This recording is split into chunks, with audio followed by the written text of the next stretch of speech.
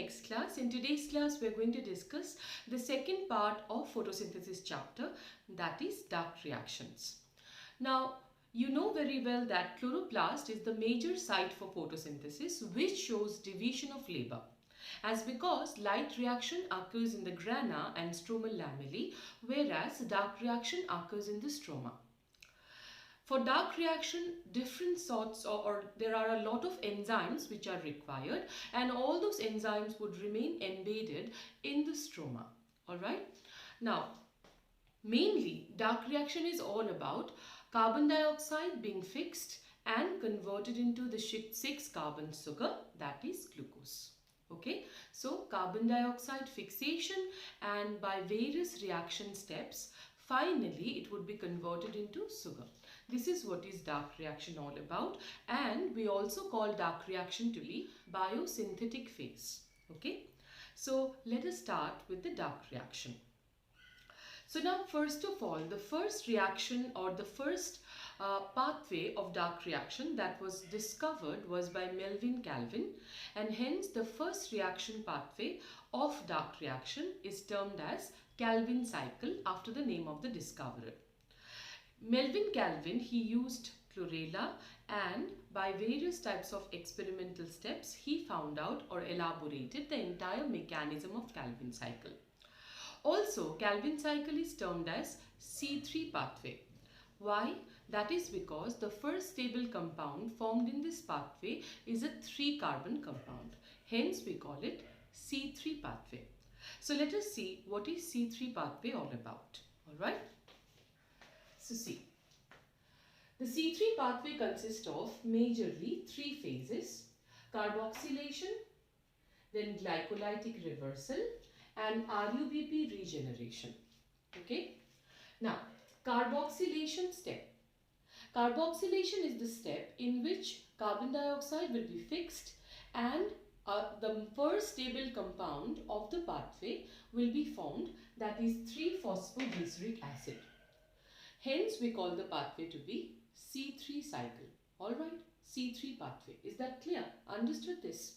So, see here in carboxylation step what is happening.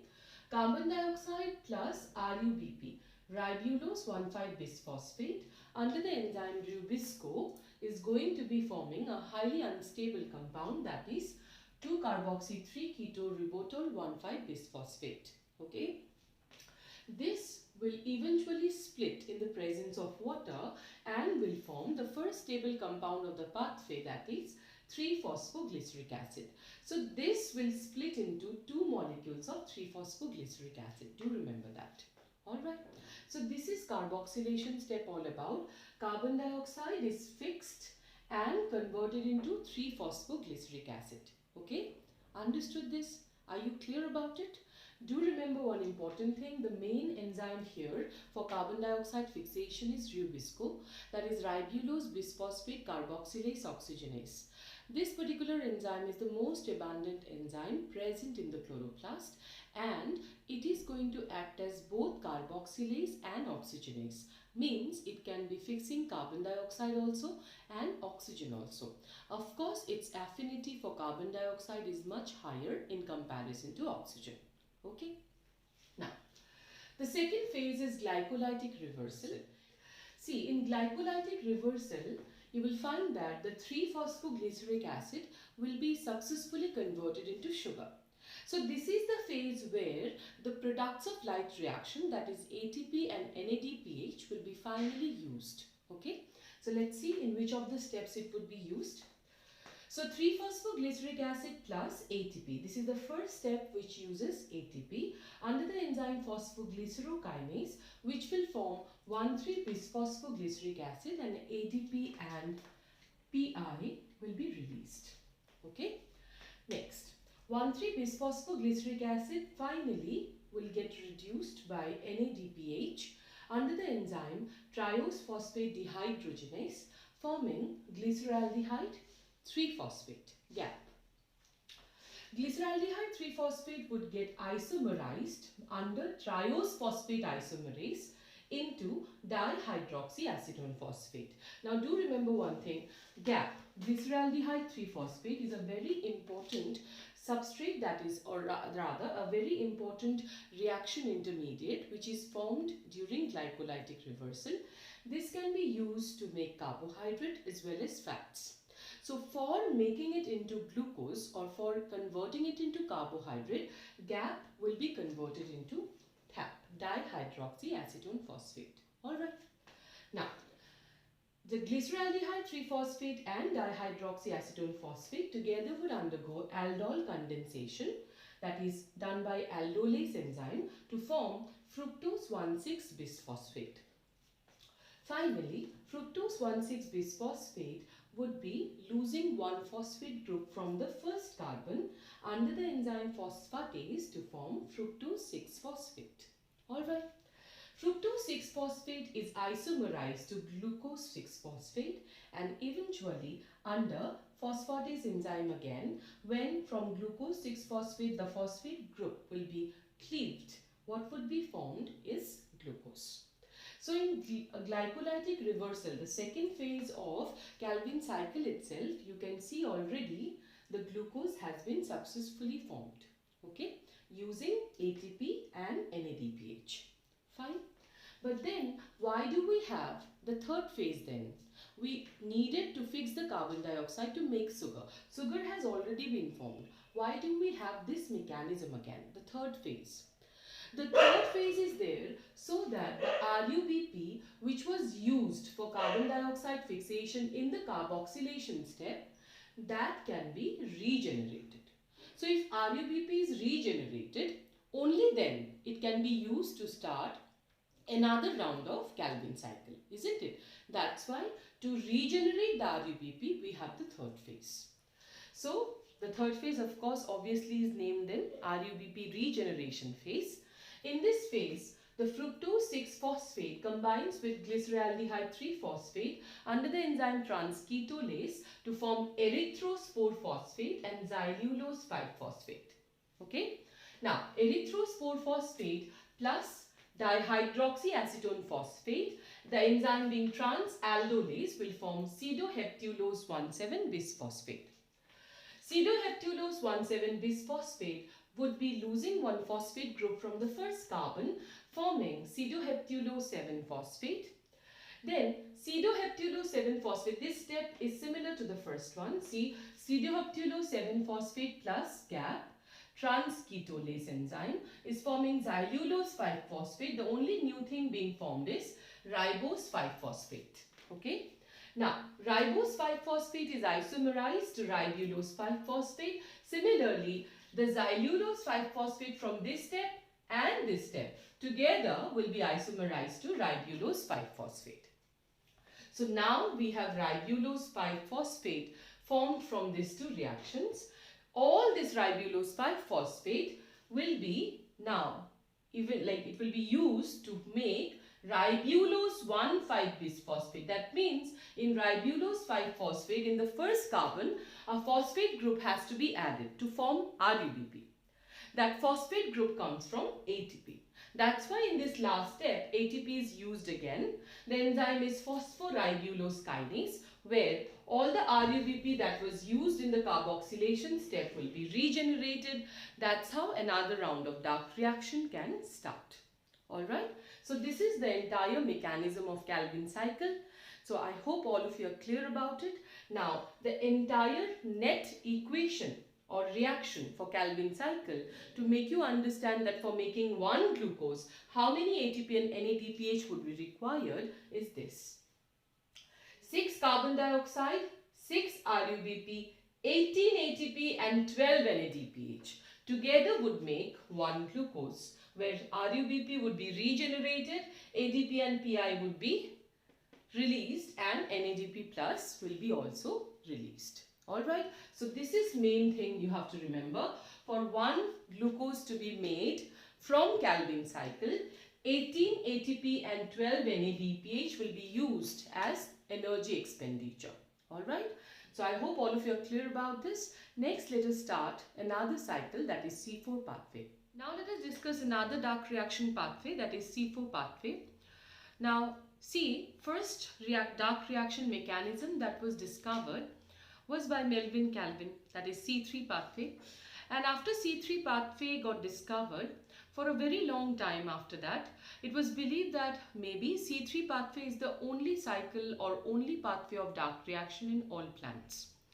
But eventually, Trotzek, he found that in the sugarcane plant, there was something different that was going on. A different kind of dark reaction mechanism was being performed, because in that pathway, the first stable compound that was being formed was not C3 compound, rather was a C4 compound.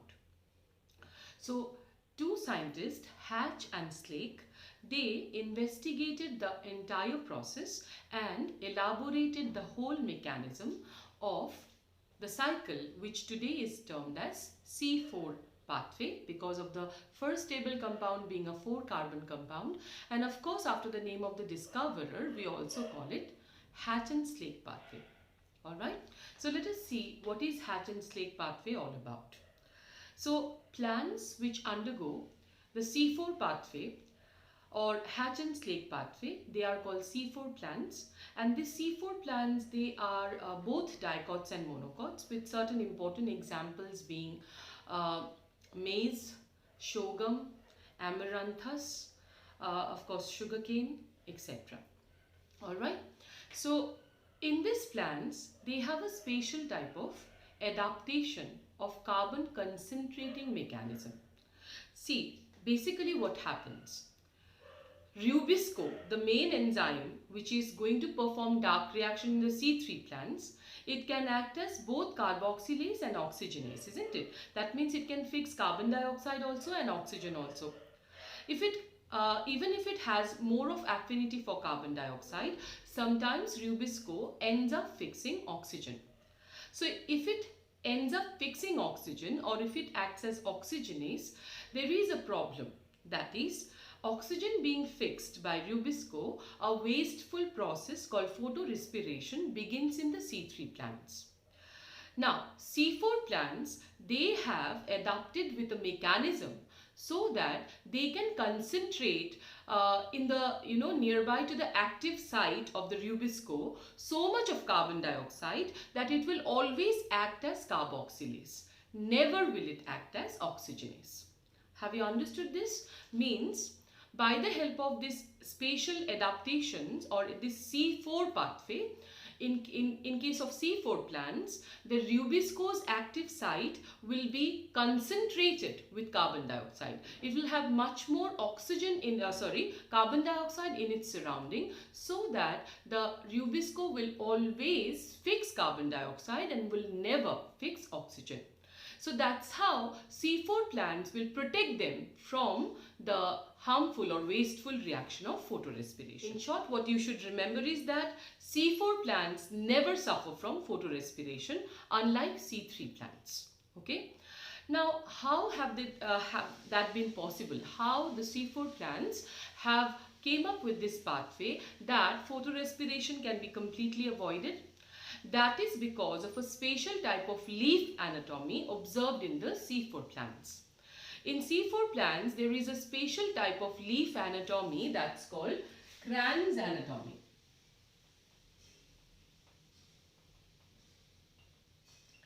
Crayons means wreath or circular arrangement of cells.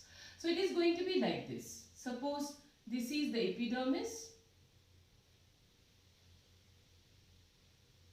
This being the vascular bundle, okay. Now, surrounding the vascular bundle, there remains the cells called bundle sheath cells, okay. And outer to the bundle sheath cells,